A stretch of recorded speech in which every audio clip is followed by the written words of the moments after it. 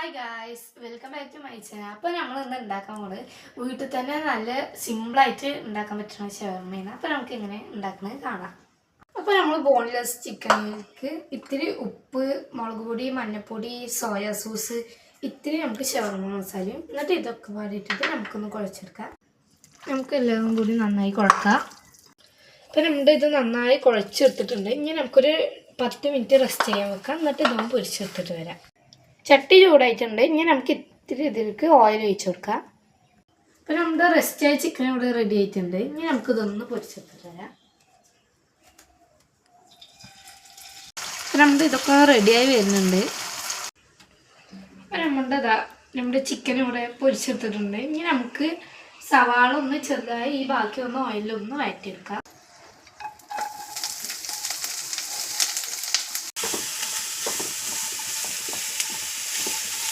അപ്പോൾ ഉള്ളിയൊക്കെ ഇവിടെ വഴന്ന് വന്നിട്ടുണ്ട്. നിങ്ങൾക്ക് വേണമെങ്കിൽ ക്യാബേജ് ഇടാം. എനിക്ക് ക്യാബേജ് ഇഷ്ടമല്ല, കാരണം ഞാൻ ഇത്ര ഉള്ളി ഇട്ട്.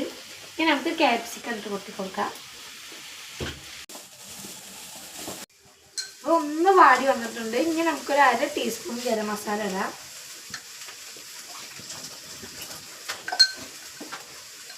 അര ടീസ്പൂൺ കുരുമുളക് പൊടിയും കൂടി ഇടാം. ഇനി നമുക്ക് ഇത്തിരി ഉപ്പും കൂടി ഇട്ടിട്ട് ഇതൊന്ന് മാറ്റി വെക്കാം.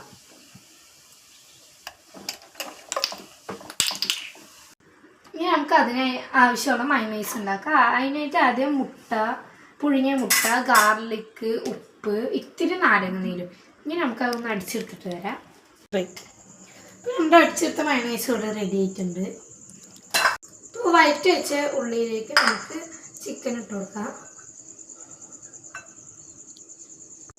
ഇനി നമുക്ക് പാകത്തിന് മയോണൈസ് ഇടാം. ഇപ്പോൾ നമുക്കിത് കെച്ചപ്പ് ഒഴിക്കാം.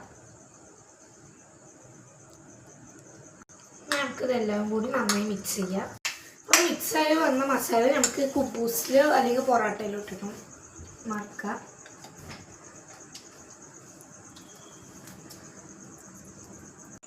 ഇപ്പം നമ്മുടെ പ്ലേറ്റ് ഷവർമ്മ ഇവിടെ റെഡി ആയിട്ടുണ്ട്. എല്ലാ കുട്ടികൾക്കും പെട്ടെന്ന് ഉണ്ടാക്കി കൊടുക്കാൻ പറ്റുന്നതാണ്. അപ്പോൾ എല്ലാവരും ഇഷ്ടപ്പെട്ടാൽ ലൈക്ക് ചെയ്യാനും സബ്സ്ക്രൈബ് ചെയ്യാനും മറക്കല്ലേ. Bye bye.